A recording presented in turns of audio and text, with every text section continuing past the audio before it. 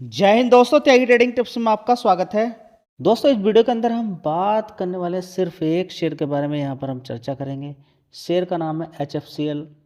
Telecom sector से काफ़ी शानदार बिजनेस ये कंपनी निकालती है, लेकिन टेलीकॉम सेक्टर में इस कंपनी का काम कितने दिन तक टिकेगा वो भी डिपेंड करता है, क्योंकि अब धीरे धीरे आप देखेंगे कि सैटेलाइट की तरफ, सैटेलाइट इंटरनेट की भी तरफ जो कंपनियां हैं वो शिफ्ट होती हुई नज़र आ रही हैं। चलिए फिलहाल हम यहाँ पर बात करते हैं। रिकमेंडेशन कोई नहीं होती है इस चैनल पे। किसी भी शेयर की एक नॉलेज आपको दी जाएगी, उसके आधार पे आपको डिसाइड करना है खरीदना है क्या नहीं खरीदना है। चलिए स्टार्ट करते हैं। सबसे पहले एक चार्ट पैटर्न के थ्रू हम यहाँ पे थोड़ा सा जानकारी निकालने की कोशिश करते हैं कि ये शेयर लाइफ टाइम पहले कितना होता था। देखिए 2000 रुपये के आसपास ये शेयर होता था। आप देख सकते हैं चार्ट में कि 2000 रुपये का भाव यहाँ पर देखने को मिल रहा है, और ये भाव जो आपको देखने को मिलेगा ये मिलेगा सन 2000 के अंदर। उसके बाद फ्लैट गिरावट, इतने समय तक ये शेयर एक ही भाव पर रहता है। उसके बाद थोड़ी सी तेज़ी बनती है और ये शेयर पहुंच जाता है लगभग कितने रुपए के भाव के आसपास। यहाँ पर आप देखिए 25-30 रुपये का शेयर पहुंच जाता है सीधा सीधा 161 रुपये। वहाँ से गिरावट शुरू होती है, और गिरावट के बाद ये एक महीने के अंदर यहाँ पे देखेंगे 66 रुपीज़ के आसपास पहुँच जाता है। नॉर्मली जो और शेयर ने रिटर्न बना के दिए हैं 5-6 दिन के अंदर, 10 दिन के अंदर, वही इस शेयर ने भी लगभग 26% के रिटर्न सिर्फ एक महीने में बनाकर दे दिए अपने हाई से गिरने के बाद। मार्केट कैप देख लीजिए, 12,000 करोड़ का मार्केट कैप है। एक खबर देखने को मिल रही है फिलहाल, अगर ये शेयर आपके पास है तो खुशखबरी वाली खबर है। उसको पहले देखते हैं, फिर कंपनी के बारे में पढ़ेंगे। दोस्तों, अगर बात करते हैं यहाँ पर HFCL के शेयर के बारे में, तो देखिए 8-9%, 26% टोटल चढ़ चुका है एक दिन के अंदर। इतनी 2 दिन के अंदर इतनी बड़ी गिरावट है। रीजन अगर आप ढूंढने के लिए जाएंगे तो सिर्फ एक ही रीजन आपको मिलेगा कि कंपनी की सब्सिडरी कंपनी जो है उसको एक सिक्योर हुआ है, एक बहुत बड़ा ऑर्डर देखने को मिला है, जिसकी कीमत लगभग 1366 करोड़, जो कि सप्लाई करना है ऑप्टिकल फाइबर केबल्स। ठीक है, ये बात हो गई, समझ में आ जानी चाहिए आपको। ठीक है, तो ये शानदार यहाँ पर खबर देखने को मिल रही है, जिसकी वजह से शेयर के अंदर तेज़ी है, और ये एग्रीमेंट यहाँ पर चलता हुआ कंपनी का नज़र आएगा।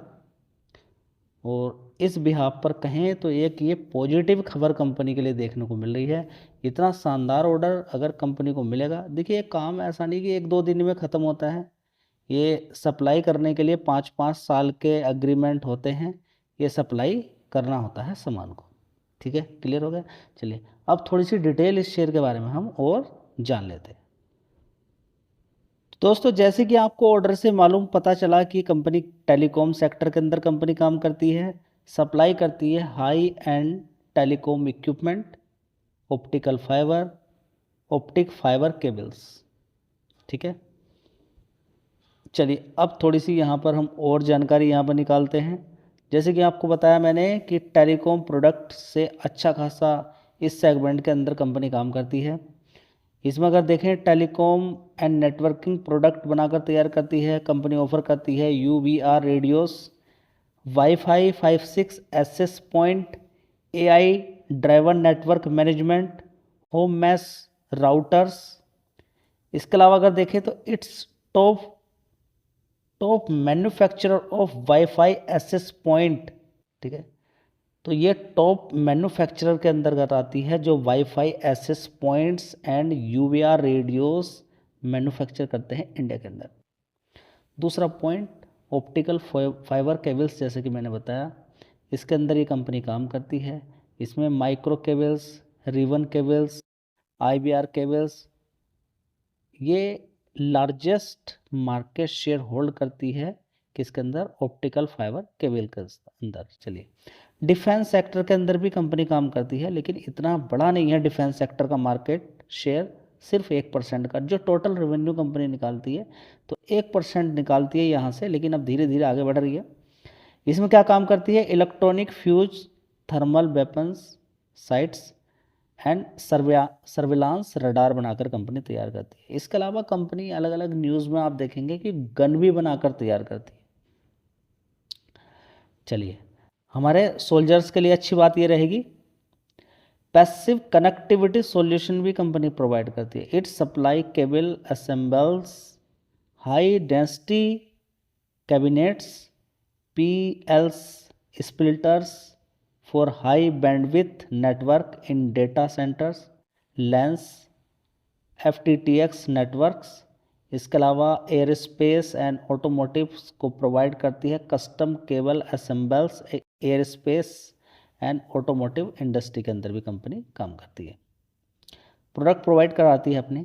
चलिए, इसके अलावा अगर देखें तो टर्नकी कॉन्ट्रैक्ट एंड सर्विसेज के अंदर भी कंपनी काम करती है। पब्लिक कम्युनिकेशन में भी कंपनी का काम है, जैसे कि it is a key player in large telecom project including optical transport networks, rural GSM network के अंदर fiber to the home, mobile backhaul networks. ठीक है, इसके अलावा देखेंगे working with major telecom operators in India. Defence communication के अंदर जैसे कि आपको बताया कि कंपनी का बड़ा काम है। रेलवेज के अंदर भी कंपनी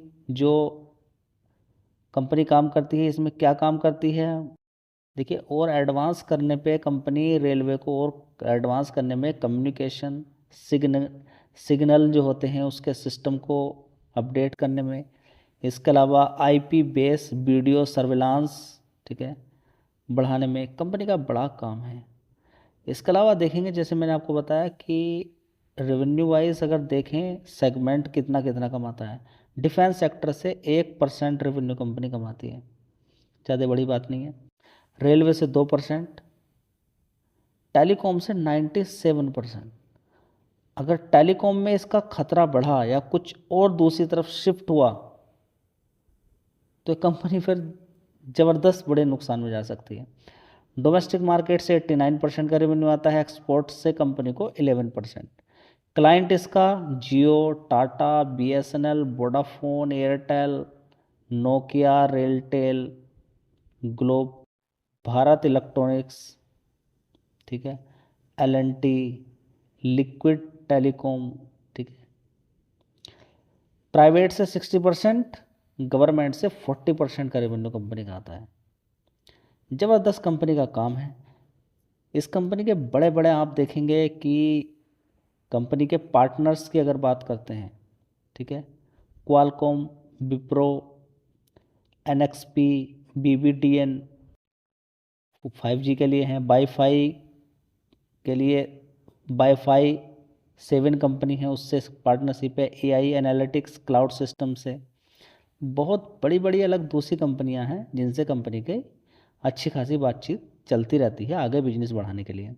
कंपनी ऑपरेट करती है 5 manufacturing facilities across Tamil Nadu, Telangana, Goa, ठीक है, बड़ा कंपनी का काम है। तो एक छोटी सी जानकारी आपको मिली है, लेकिन इसका मतलब ये नहीं कि बस सब कुछ कंप्लीट हो चुका है। कंपनी अपने आप को एक्सपेंशन कर रही है, कहाँ पर, यूरोपियन कंट्री के अंदर। तो इस कंपनी की टक्कर पर आ गई थी चाइना वाली कंपनी, तो यूरोपियन कंट्री ने क्या लगा दिया, एंटी डंपिंग ड्यूटी लगा दी है किस पे, चाइना पे, ताकि आसानी से वो माल बेच ना सके, क्योंकि चाइना का काम ही ये है सारा कुछ बर्बाद कर देना, एक कंट्री को दूसरी कंट्री को। ठीक है, फाइनली आपका एक क्वेश्चन होगा कि इस समय युद्ध की क्या सिचुएशन देखने को मिल रही है। देखिए, सिंपल भाषा में मैं आपको बता देता हूँ, युद्ध में आप समझेंगे पहले। ठीक है, मैंने आपसे क्या बोला कि पढ़ते पढ़ते युद्ध के बारे में भी आपको जानकारी होती रहनी चाहिए।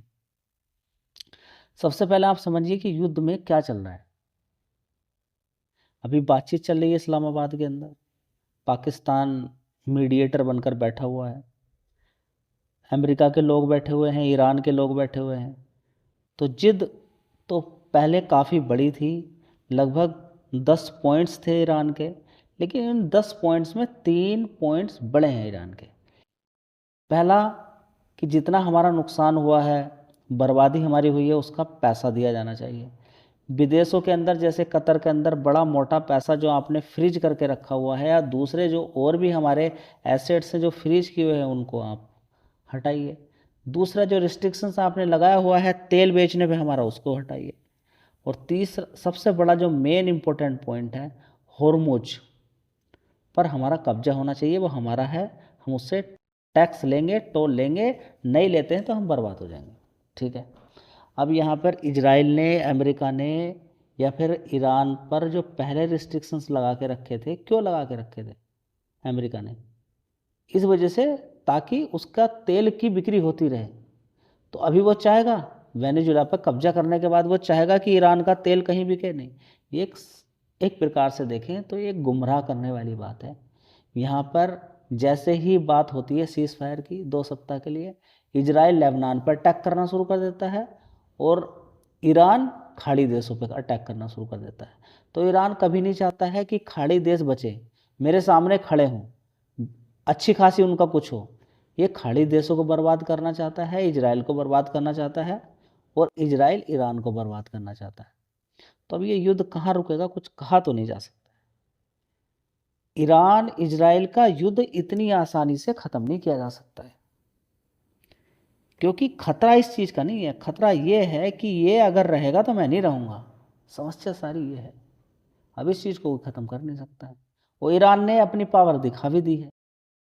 दोस्तों, अगर खबरों की बात यहाँ पर करते हैं तो चाइना, अभी जो खबरें निकल कर आ रही हैं कि चाइना लगातार गोला बारूद, मिसाइल, डिफेंस सिस्टम और इस तरीके की एंटी गन बोलेंगे उसको, या एंटी, या इस तरह की गन बनाकर दे रहा है जो अपने कंधे पे रख के ही सीधा अगर किसी तरह का कोई भी फाइटर जेट दिखाई देता है तो उसको हिट किया जा सकता है।